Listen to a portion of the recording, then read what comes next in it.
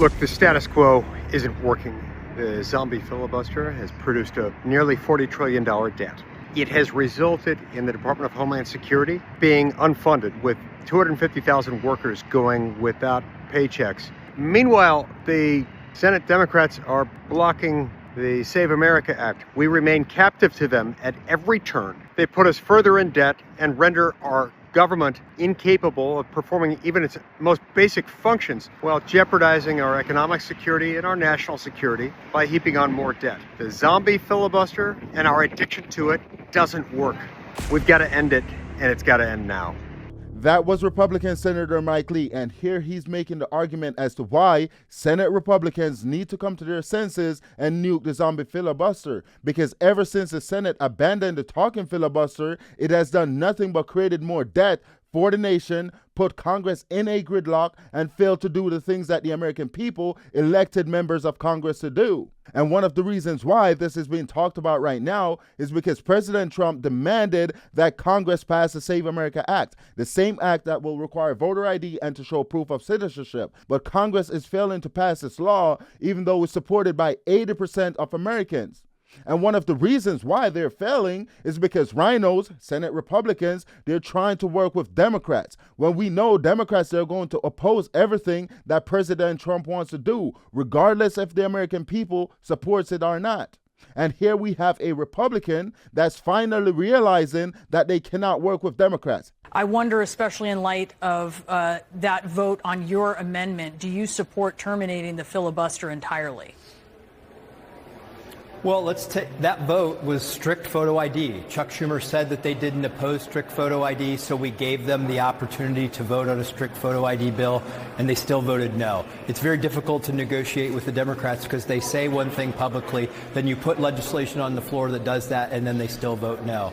What you're looking at right here is Senate Republicans realizing that they cannot work with Democrats, because after President Trump demanded that they pass this bill by nuking the zombie filibuster, Senate Republicans, they said, oh, we're going to try to work with Democrats. We're going to see if we can reach that 60-vote threshold by negotiating with the Democrats. And it failed, because what they did, the Republicans, they introduced an amendment that will only require voter ID. And every Democrats within the Senate voted against it, even though they're on the record saying that they supports voter ID. So I'm not sure if these Republicans wanted to get these Democrats on the record voting against voter ID, or if they were willing to work with the Democrats. And here we have John Thune, a reminder that he's refusing to nuke the zombie filibuster and trying to work with Democrats. Take a look at this clip. That means 60 votes. You don't have 60 votes.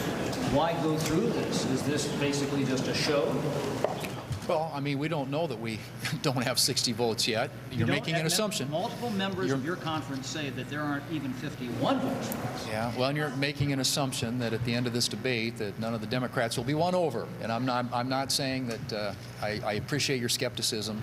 I'm not sure if John Thune is just naive or is not willing to do whatever it takes to pass the Save America Act. I think it's the latter. Because any ordinary American could look at John Thune and tell him that the only way to pass this bill is to nuke the zombie filibuster. That you cannot negotiate with the Democrats because they're not willing to negotiate in good faith. And here we have a clip of John Thune where he realizes that you cannot negotiate with Democrats at all. Take a look at this clip. I think there are obviously some things that we could have agreed upon, but the Democrats kept moving the goalpost, and now the question of reforms has kind of gone by the wayside. Now they want to cut funding and they want reforms, and they can't have it both ways. So we're working on trying to bring this thing to a conclusion. I hope the Democrats are finally getting serious, but this defund the police, defund law enforcement movement within their party is a very powerful voice. And I think these leaders here in Washington, in the House and Senate, frankly, are scared of them.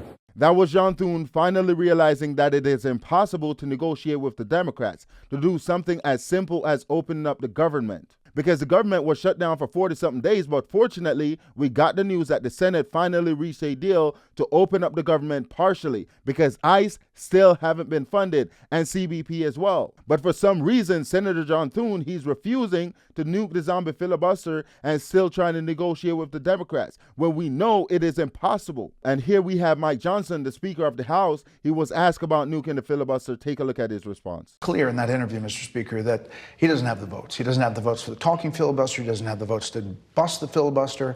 He doesn't have the votes for the Save America Act. Is there anything that you can do or that is going to be done with that piece of legislation? We've done everything in the House. It's very frustrating for us. John Thune, Leader Thune, has a tough situation on his hands. We passed it 3 times in the House, the SAVE Act twice, last Congress, this Congress, and now the Save America Act. All we're talking about is proof of citizenship to register to vote and a photo ID when you do that. It's a 90-10 issue in the country. 70% of Democrats think that that is a reasonable restriction on voting, and yet he cannot get Democrats in the Senate to go along with it. But why is that? Recommendation for Senator Thune? I wish I could solve that quandary. I don't know. The filibuster is holding them back, and he doesn't have the vote total to get it done, and it's such a frustration to us. I want to give credit to House Republicans for actually doing their job, because they went ahead and passed the SAVE Act 3 times. And that is what it means to do the job the American people elected you to do, because the American people gave Republicans the majority in the House and the Senate as well. And House Republicans are actually doing their job with a simple majority. But Senate Republicans, they're failing to do what the American people elected them to do. And they can actually start working for the American people if they go back to the talking filibuster, because we know they cannot work with Democrats. And here we have a clip of Chuck Schumer speaking on the amendment that was presented to only require voter ID. Take a listen. Republicans have an amendment on the Senate floor dressed up as what they call common sense voter ID. But let's be very clear what this amendment is. It's a wolf in sheep's clothing, and it's a giant cover-up to cover up what their bill really does, which is dramatic voter suppression, kicking 20 million or more people off the rolls without their knowledge or consent. That was Democrat Chuck Schumer in opposition to just voter ID, because the amendment was presented and Chuck Schumer, he could not support it, even though he's been on the record saying that he support voter ID, that they support voter ID in New York. And this is to show you that you cannot negotiate with the Democrats. They will not support the Save America Act, which is why Republicans, they must use the talking filibuster to pass the Save America Act. And here we have John Thune on the Senate floor calling out the Democrats for their hypocrisy over voter ID. Take a look. Mr. President, just to give you an example of some of the, this actually is quite revealing. Here are quotes from Democrats. This one, who could be against that, requiring an ID to vote? That from a couple of days ago. Here's the senator from Arizona. If people want to adopt the Arizona way, which is strict voter ID, I think that would be fine. That was about a week ago. Senator from Rhode Island, I represent a state that has a sensible voter ID law and that regularly reviews its voter rolls. This approach has been extremely effective. That again, just a few days ago. And as then I said as the Democrat leader, and this is 10 days ago, Democrats support voter ID. Senator from Michigan, and I quote again, hopefully all Americans are in agreement about voter ID. That from a week ago.